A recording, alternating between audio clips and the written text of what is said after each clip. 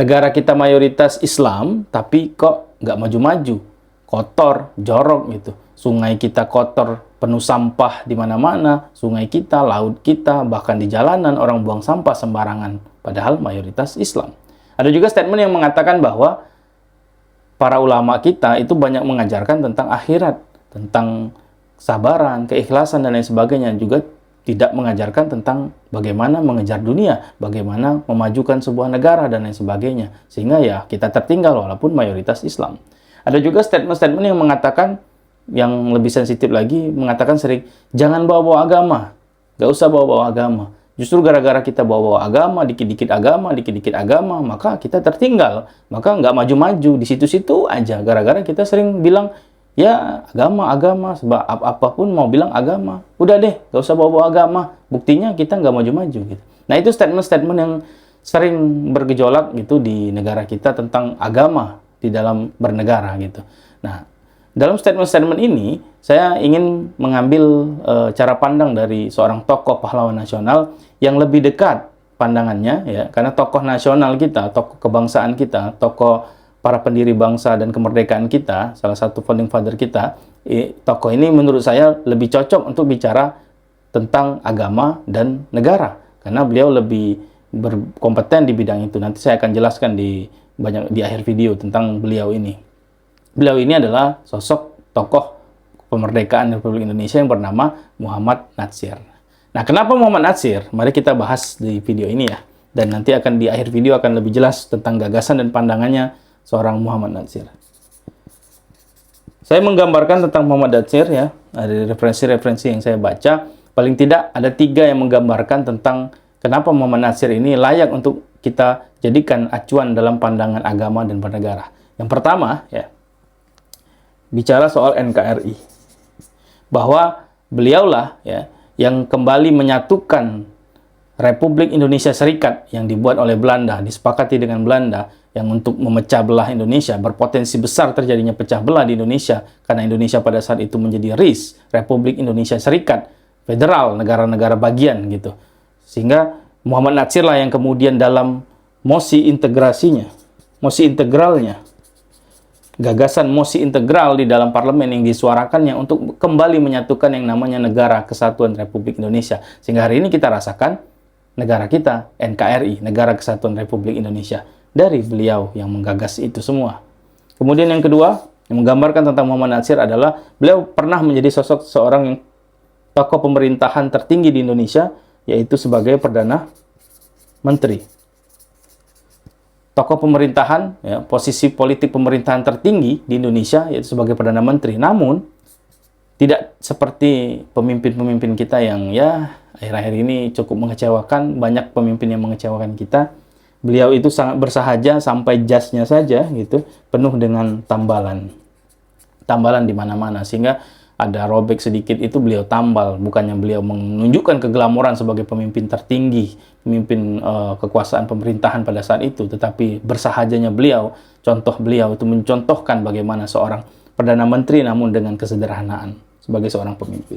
Dan yang ketiga yang menggambarkan tentang sosok beliau adalah ketika meninggalnya Muhammad Natsir, itu Perdana Menteri Jepang atau pemimpin tertinggi Jepang pada saat itu menggambarkan kesedihannya. Saking kuatnya Muhammad Natsir ini dalam kancah dunia ya, kepemimpinan dunia.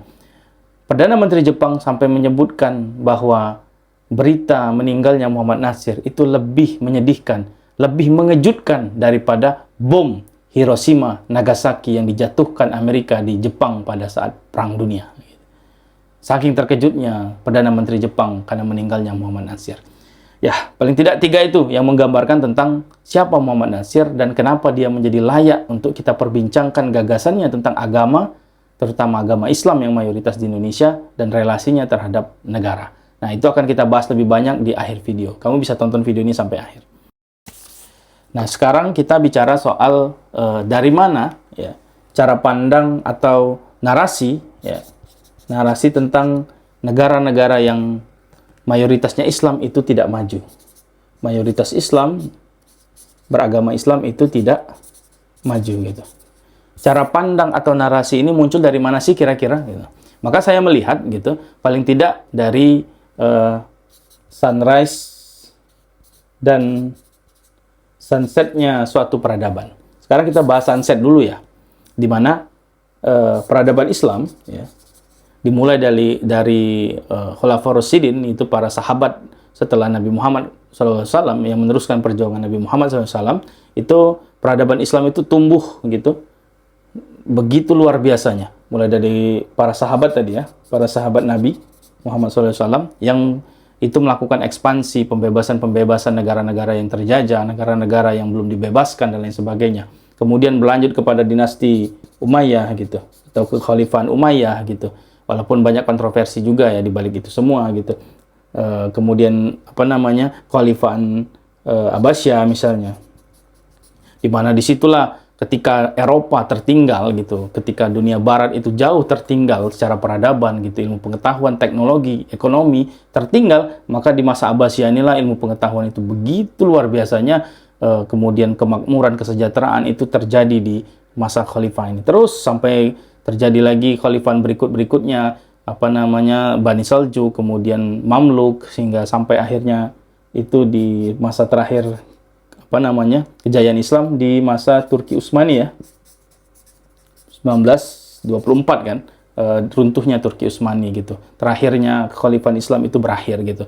Nah, kemajuan dan kemakmuran Islam ini kurang lebih terjadi ratusan tahun ya. Bahkan mulai dari fase sahabat itu kalau tidak salah abad ke-7 dan Turki Utsmani 1924 berarti abad ke-20. Kurang lebih 13 abad kejayaan Islam gitu berdiri gitu, tegak, dan kemudian memajukan bangsa dan negara gitu dari setiap bangsa-bangsa negara yang ada di dunia ini gitu.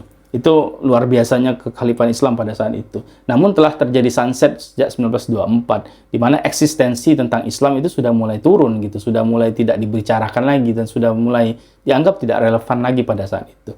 Nah, berbeda dengan bangsa Barat gitu, yang mulai sunrise, kita mulai masuk bahas ke sunrise, mulai muncul, di mana pada saat itu kan mulai ketika kekhalifahan Islam mulai goyah, mulai tidak stabil lagi gitu, di mana kita mengenal yang namanya kapitalisme kan.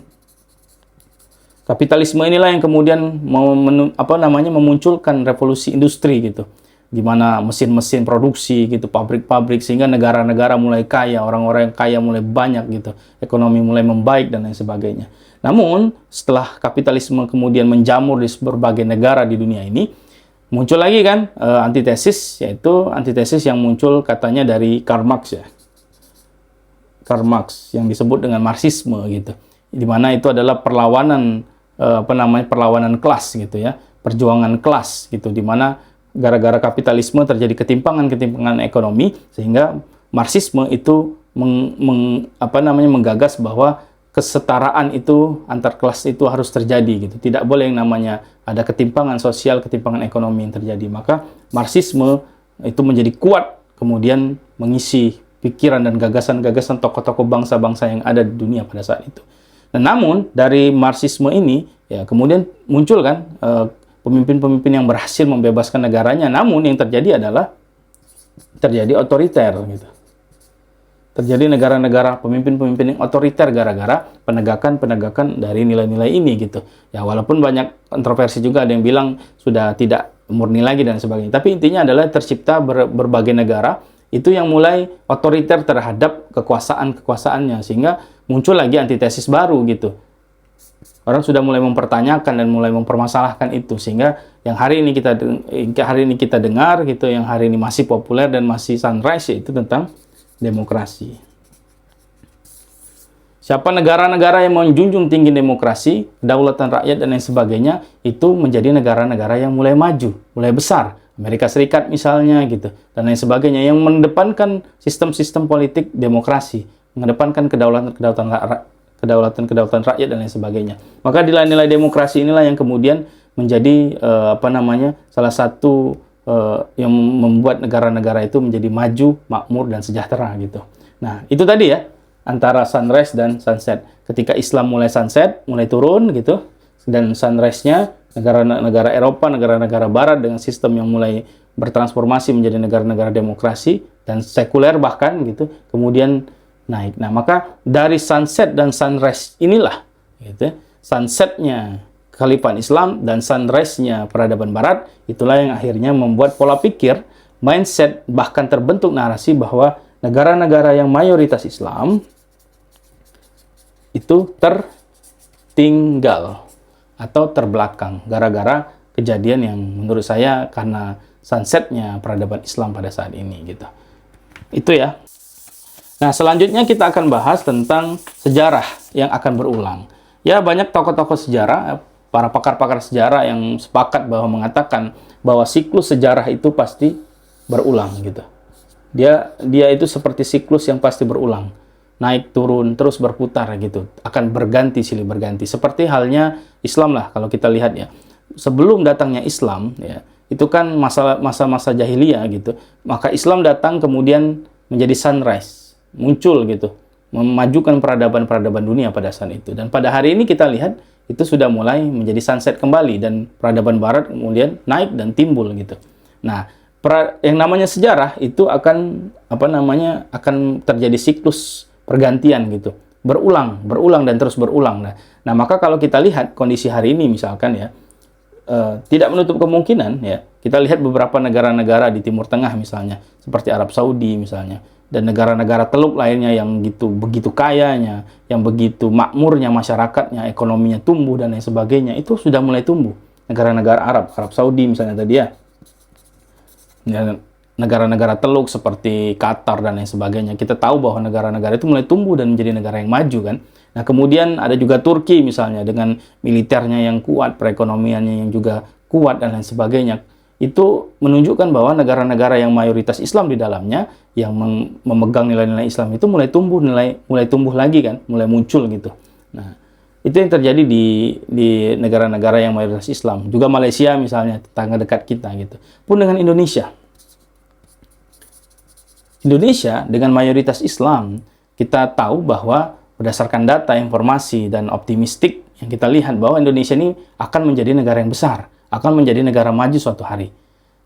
Pasti cepat atau lambat dia akan menjadi negara besar, akan menjadi negara yang maju dan sukses gitu. Itu Indonesia ya ke depannya, berdasarkan prediksi-prediksi dan perhitungan-perhitungan yang ya bisa diperdebatkan.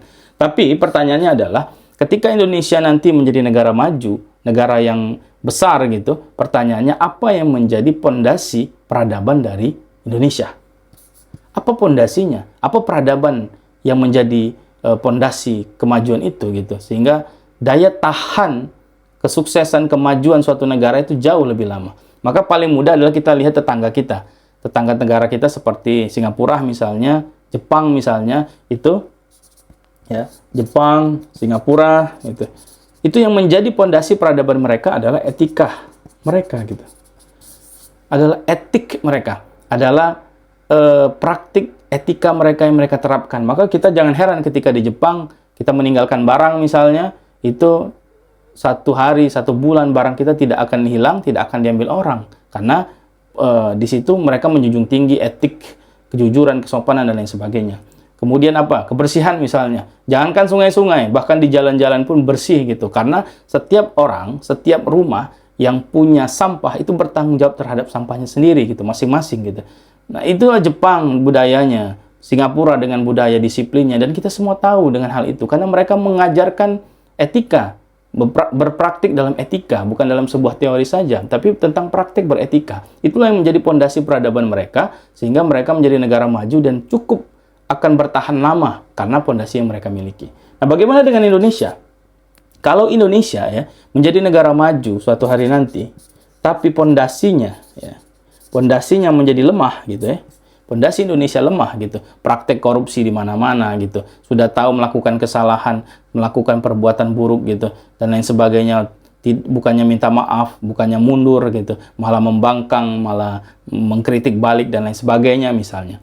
Atau mungkin misalnya budaya kebersihannya, sungainya yang kotor, jalan-jalan yang kotor dan lain sebagainya gitu. Atau sopan santunnya terhadap yang lebih tua, yang lebih berilmu dan lain sebagainya itu tidak ada. Maka peradaban Indonesia ke depan menjadi negara maju mungkin tidak akan bertahan lama karena negara kita tidak memiliki pondasi yang kuat terhadap etiknya gitu. Nah, itu tadi gitu. Nah, bagaimana tentang pandangan Natsir? Nah, ini yang akan kita bahas di akhir video. Nah, yang keempat ini kita akan bicara tentang pandangan Muhammad Natsir. atau gagasan Muhammad Natsir terhadap hubungan antara agama dan negara gitu, karena beliau menjadi salah satu founding father yang mengedepankan itu semua gitu. Nah, maka saya mencatat paling tidak ada dua hal yang bisa kita pelajari dari gagasan dari Muhammad Natsir. Yang pertama adalah pendidikan praktik beretika. Itu yang pertama. Kenapa pendidikan praktik beretika? Sama seperti Jepang dan Singapura tadi, mereka tidak tidak berglorifikasi terhadap nilai-nilai terhadap teori-teori dan lain sebagainya, tapi mereka mempraktikkannya, mereka mendidiknya. Nah, kejadian kita ya sekarang saat ini di Indonesia itu terjadi yang namanya pemisahan agama terhadap negara. Ini yang berbahaya gitu. Itu yang disebut dengan sekularisme sebenarnya. Makanya wacana-wacana atau ungkapan-ungkapan yang nggak usah bawa agama lah gitu. Kita nggak maju-maju kalau bawa-bawa agama. Lihatlah kalau kita agama dikit-dikit agama, gimana kita mau maju? Nah, itu adalah ungkapan yang berbahaya karena itu lebih dekat kepada sekularisme gitu. Pemisahan antara agama dengan negara. Ini yang ditentang oleh Muhammad Natsir sebagai pahlawan nasional kita. Beliau melihat bahwa sebenarnya justru ini menjadi kekuatan bagi bangsa dan negara kita. Pendidikan praktik beretika itu yang harus dikedepankan. Karena negara kita kan memisahkan nih, agama dengan negara. Maka urusan politik nggak usah bawa agama deh, gitu. Urusan kesehatan, ekonomi nggak usah bawa negara deh, nggak usah bawa agama deh. Nggak usah bahas-bahas agama, pokoknya ini murni politik, ini murni ekonomi, ini murni militer dan lain sebagainya, nggak usah bawa-bawa agama. Itu yang menjadi wacana yang berbahaya gitu. Padahal kalau kita bisa mengambil nilai gagasan yang diprakarsai oleh Muhammad Natsir ini, praktik beretika inilah yang seharusnya kita kedepankan menjadi pondasi bangsa kita. Praktik beretika seperti apa? Ya, di mana praktik beretika dari nilai-nilai agama yang ada di Indonesia. Yang agamanya Islam itu etikanya apa, yang agamanya Kristen apa, Hindu apa, Buddha apa. Nilai-nilai itu yang harusnya kita lakukan dalam pendidikan itu gitu. Dan campur tangan negara menjadi penting gitu. Karena sekularisme tadi, kalau saya ulangi ya, sekularisme tadi itu berpotensi sekali untuk memisahkan negara dengan urusan pribadi, urusan agama. Sedangkan gagasannya Muhammad Natsir adalah peran dari negara. Justru negara inilah yang membentuk masyarakat menjadi masyarakat yang berpraktik etika gitu. Karena kenapa? Agamalah yang membawa nilai-nilai agama tadi, agama Islam, Kristen, Hindu, Buddha, dan sebagainya. Nilai-nilai agama itulah yang kemudian diwajibkan bagi negara untuk dipraktikkan secara etikanya, dipraktikkan dalam pendidikannya, dalam pendidikan di rumah, di perusahaan, di sekolah-sekolah, itu dipraktikkan nilai-nilai dari agama itu sendiri, nilai-nilai etika dari berbagai agama yang ada di Indonesia, sehingga itulah yang akan menjadi pondasi kuat bagi bangsa Indonesia. Itu gagasan pertama yang saya tangkap dari Muhammad Natsir.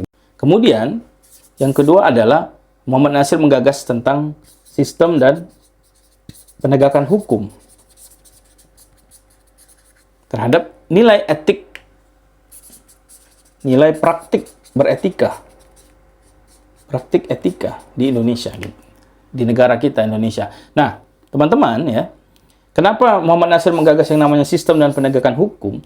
Kalau kita melihat di buku Typing Point-nya Malcolm Gladwell, itu kan ada istilah the power of context atau broken windows. Ketika kaca dari suatu jendela itu pecah, maka itu akan berpotensi membuat orang berpikir bahwa boleh melakukan kriminal, bisa melakukan kriminal karena ada konteks yang melihat broken window gitu. Tapi berbeda dengan sistem ya, atau sesuatu yang rapi, yang bersih, tertata dengan baik, itu akan membuat orang ragu untuk melakukan perbuatan buruk, perbuatan jahat dan lain sebagainya. Ya, contoh misalkan sungai di Eropa misalnya, itu ditata dengan baik, dibuat jadi wisata, penataannya bagus gitu, pembangunannya bagus di sekitar sungai itu, dirawat dengan baik, maka orang untuk buang sampah itu menjadi ragu. Berbeda dengan konteks ya, ketika orang melihat tumpukan sampah di bawah pohon, kalau di Indonesia ya, tumpukan pohon itu ada sampah misalnya, 1-2 sampah, itu membuat orang-orang akhirnya berpikir, oh kayaknya di sini boleh buang sampah, akhirnya mereka buang sampah di situ. The power of context, broken windows. Maka Muhammad Natsir menggagas ya, gagasan Muhammad Natsir berikutnya adalah tentang selain daripada pendidikan praktik beretika, adalah negara itu sendiri yang harusnya membuat sistem dan penegakan hukum. Oke, kalau penegakan hukum ada mungkin di Indonesia. Barang siapa yang buang sampah sembarangan, membakar hutan dan lain sebagainya, ada penegakan hukumnya. Tapi bagaimana dengan sistemnya? dengan broken window-nya. Apakah sistem itu sudah ada yang membuat orang akhirnya tidak mau buang sampah itu gitu? Maaf ya, misalkan orang mau buang upil aja. Kalau orang mau buang upil ini, mohon maaf ya, buang upil di tempat yang agak jorok, kotor dan sebagainya, mungkin orang akan buang sembarangan gitu, buang-buang aja gitu. Tapi bagaimana kalau dia berada di mall misalnya, begitu rapi, bersih dan sebagainya, terawasi dan lain sebagainya ya? Apakah dia berani gitu ngupil di sana dan buang di situ? Gitu. Kira-kira itu seperti itu analogi sederhana tentang yang namanya sistem. Maka peran Indonesia sebagai negara adalah membuat sistem yang membuat etika itu diterapkan dengan baik, yang membuat pendidikan etika, praktik beretika itu dapat diterapkan dengan baik dan diakui. Nah, realitasnya apa coba dalam kehidupan kita? Sering terjadi viral-viralan kan, misalnya terjadi yang baru-baru ini misalkan pengendara Alphard, antara ojol dengan pengendara Alphard, antara satpam dengan pengendara Alphard gitu kan.